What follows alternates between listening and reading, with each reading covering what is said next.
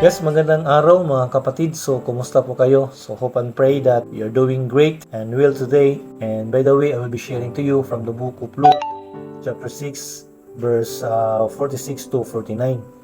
And I will be reading to you the ASB version. Here, why do you call me Lord and not do what I tell you?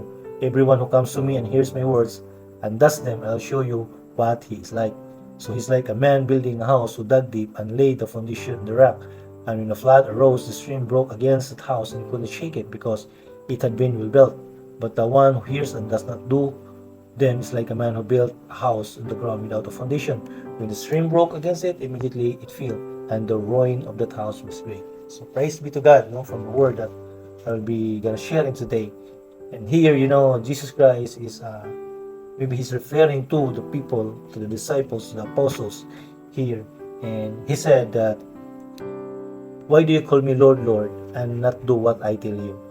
So, itong mga tumatawag kay Kristo na Panginoon ko, Panginoon ko, but hindi gumagawa ayon sa kagustuhan ni Kristo. Diba? So marami, may iba-iba tayong may ibang mga relihiyon talaga niya. Yes, kilala namin si Kristo. Yes, alam namin kung sino siya. But pagtanungin natin, kumusta natin ang kalagayan kay Kristo, walang maisagot. Pagtanungin natin, ano bang purpose ni Christ sa buhay mo? Sino ba si Kristo sa buhay mo? Walang maisagot. Because hindi talaga nila kilala ng personal si Kristo. Magiging, yes, I know who is Christ, but personally, wala silang tunay na relasyon kay Kristo. Ang sabi dito, everyone who comes to me, kung sino mang lumapit kay Kristo ug makinig sa aking mga salita at gumagawa, I will show you. Pakitaan ko sila kung sino sila. What is like? Pakitaan ko kung sino sila. Ang sabi dito ni Kristo, he's like a man building a house. So, magkahintulad kayo sa isang tao na gumagawa ng building, naghukay ng malalim and laid the foundation on the rock.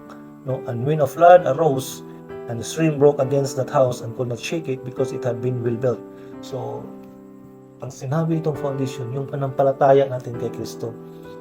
Sabi ito, kung may mga pagsubok man sa buhay ng ating pagdaanan, kung anumang mga problema na yayanigin tayo, yung kahit anong mga pinagdaanan natin, kaya nating lampasan.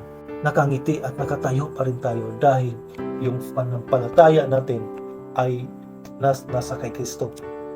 We are anchored in Christ. Yung parang barko ba, di ba? Kung naka-anchor tayo sa isang barko, hindi ka na, kung ano may yung mga waves, kung hangin, hindi ka na madala kung saan ka dalhin. Dahil naka-angkla ka na yung barko. So, you are not, siguro, gumagalaw-galaw ka, but you will not be transferring from another places.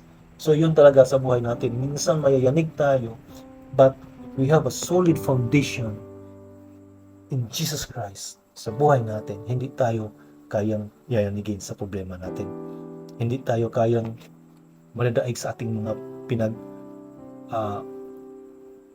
pinagdaanan. At sabi dito, but the one who hears and does not do.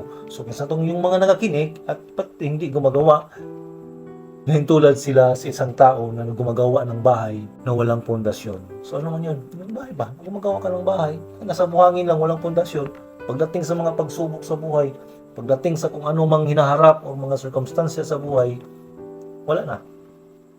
Kung ano may yung mga test sa panampalataya natin, mga false teachers, yung mga wolves na kaya tayong i-devour, kaya tayong i-mislead, wala. Tangay tayo sa ating panampalataya dahil hindi tayo anchor kay Kristo. Minto sa hindi tayo nakagawa ng pundasyon mula kay Kristo. When the stream broke against it, dumadaan yung tubig, it will vanish.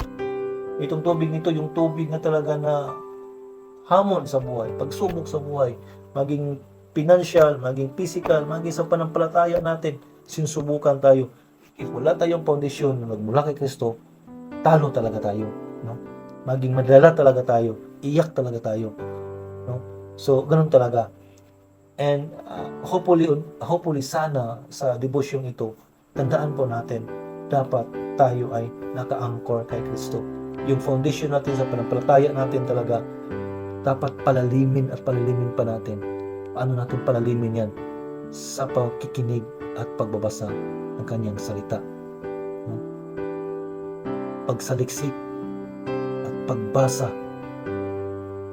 sa Biblia. So doon tayo magiging matatag daan, because faith comes from hearing and hearing from the Word of God. So sana po mga kapatid, may natutunan po kayo. God bless you everyone. Take care.